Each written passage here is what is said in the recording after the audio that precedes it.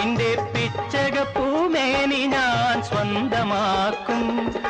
ചിന്തൂര പൊട്ടു തൊട്ടു ചിങ്കാരപ്പാട്ടു കേട്ടു, ചിന്തൂര പൊട്ടു തൊട്ടു ചിങ്കാരപ്പാട്ടു കേട്ടു, കല്യാണ പന്തലിൽ കണ്ടോട്ടെ നമ്മെ എല്ലാരും എല്ലാരും കണ്ടോട്ടെ.